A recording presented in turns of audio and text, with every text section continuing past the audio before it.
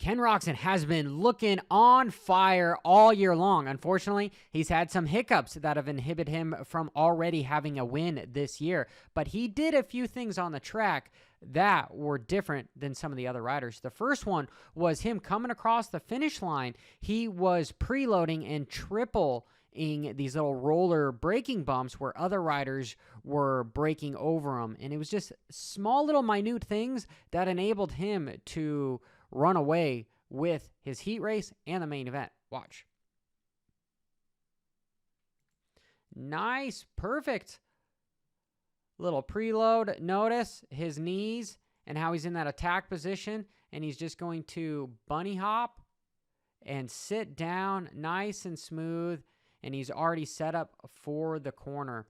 And if we watch Sexton and Freeze and Cooper, pretty much the entire field, what they were doing is they were just using them as little braking bumps. Kenny was also sitting down on the longest section of Supercross to date in 2024. The last triple, he would sit down and get ready for the corner.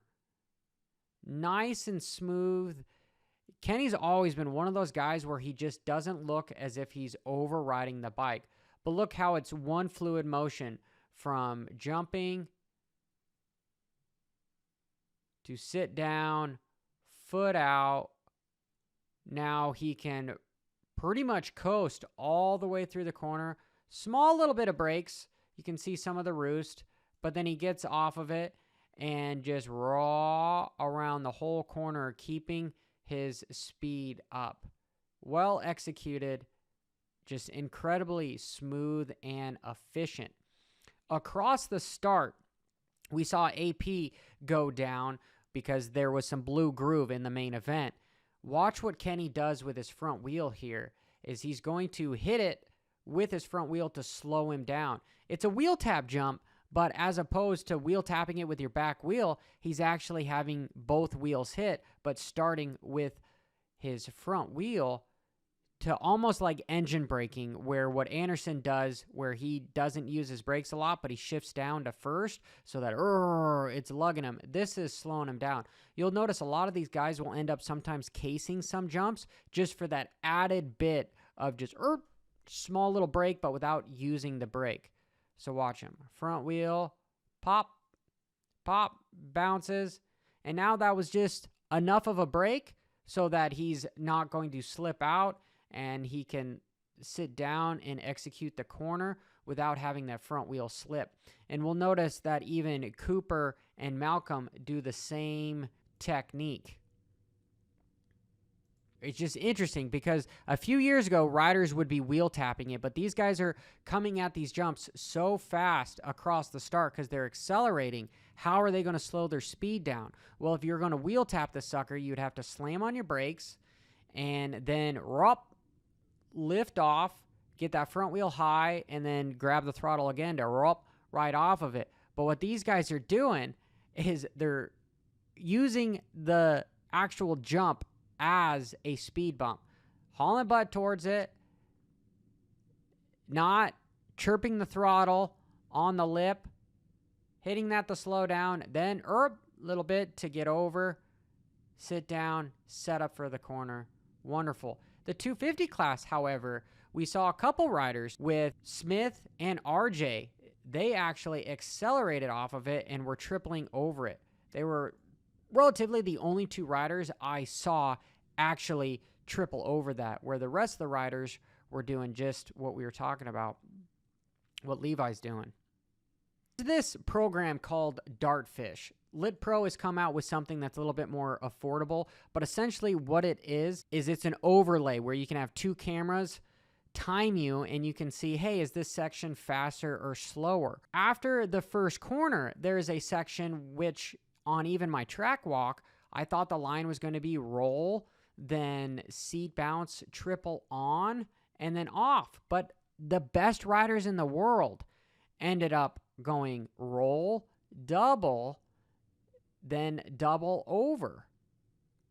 And it made me think what was going on. So I had to ask some of the riders around the pits why they were actually doing this. And it turns out that the Dartfish program showed that it was a few tenths faster to roll and stay low rather than triple on top.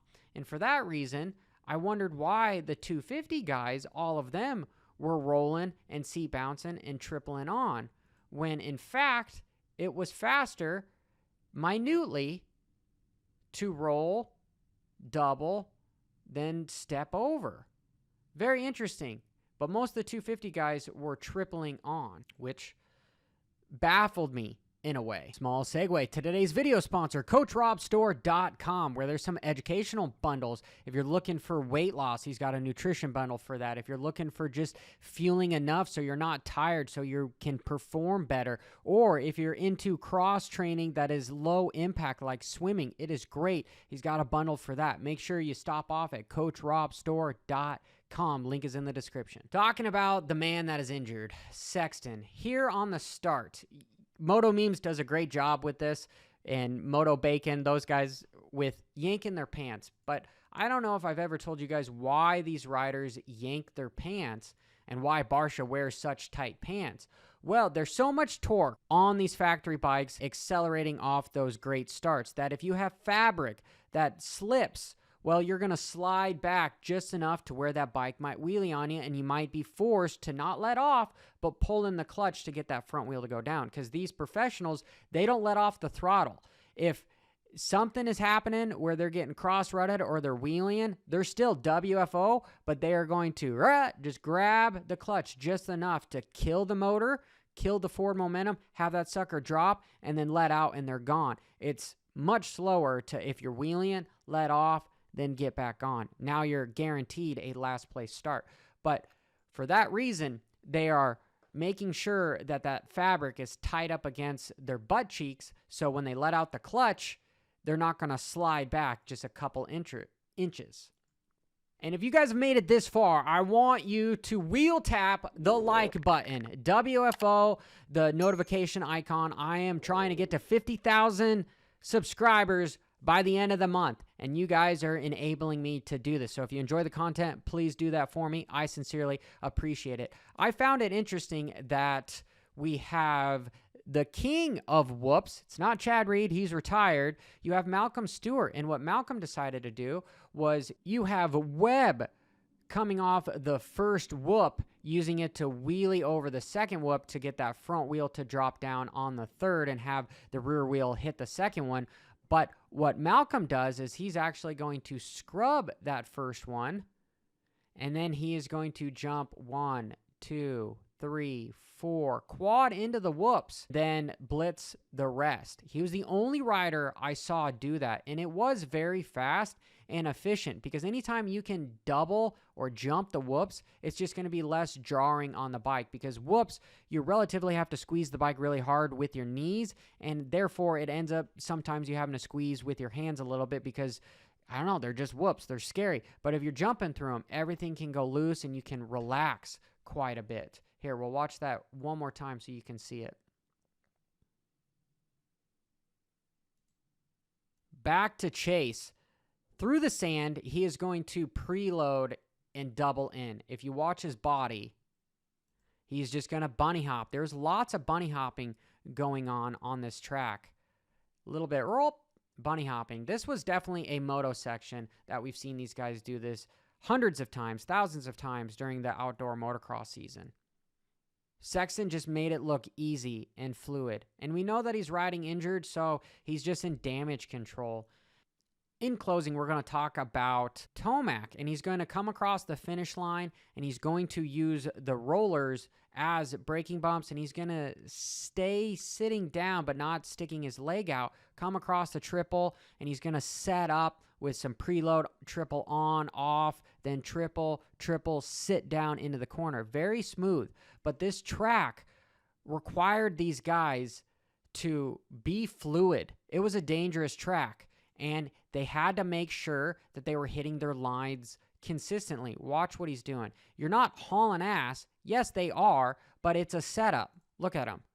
Little preload, because this was a hard triple on, because this is a this track was full of small lips to big landings. And triple, sit down, Nice and easy. So the track was really hard for these riders to attack. They had to be very fluid because if they were trying to attack, they were going to go down, especially with it becoming hard pack and blue groove.